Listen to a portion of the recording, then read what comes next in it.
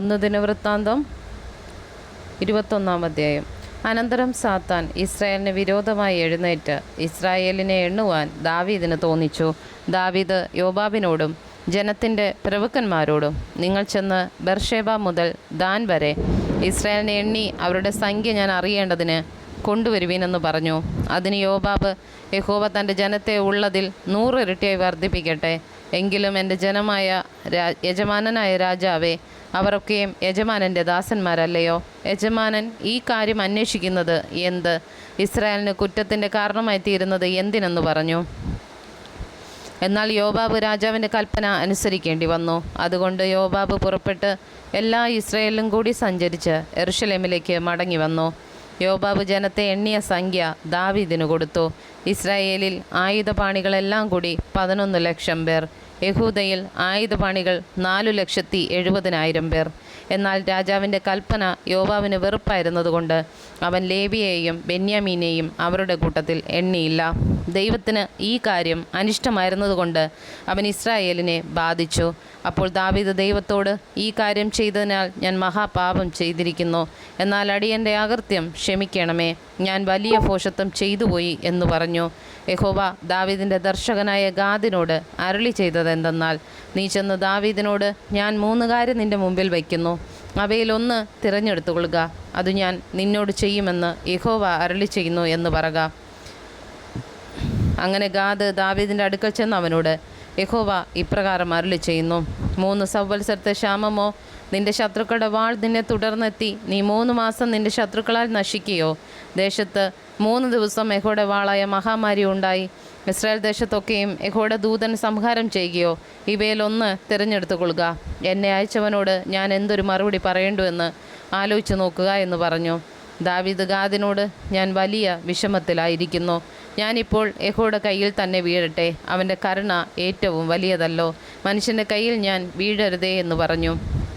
അങ്ങനെ യഹോവ ഇസ്രായേലിൽ മഹാമാരി അയച്ചു. ഇസ്രായേലിൽ 70,000 പേർ വീണുപോയി. ദൈവം യെരൂശലേമിനെ നശിപ്പിക്കേണ്ടതിന് ഒരു ദൂതനെ അവിടെ അയച്ചു.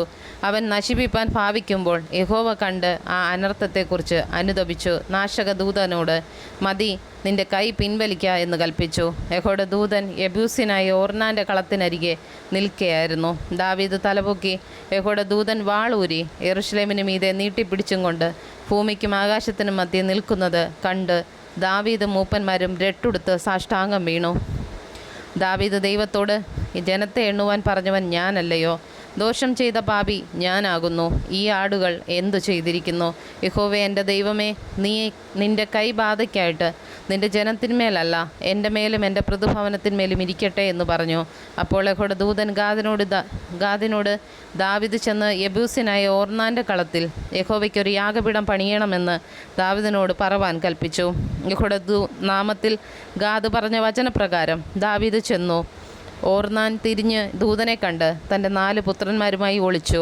ഓർന്നാൻ ഗോതമ്പ് മെതിച്ചുകൊണ്ടിരിക്കുകയായിരുന്നു.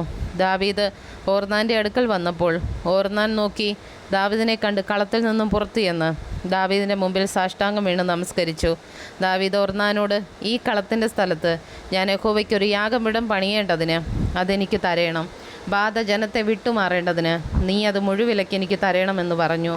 അതിന് ഓർന്നാൻ ദാവീദിനോട്, അതെടുത്തുകൊള്ളുക, യജമാനനായ രാജാവിൻ്റെ പ്രസാദം പോലെ ചെയ്തുകൊണ്ടാലും. ഇതാ, ഞാൻ ഹോമയാഗത്തിന് കാളകളെയും വിറകിന് മെതിവണ്ടികളെയും ഭോജനയാഗത്തിന് ഗോതമ്പിനെയും തരുന്നു, എല്ലാം ഞാൻ തരുന്നെന്ന് പറഞ്ഞു.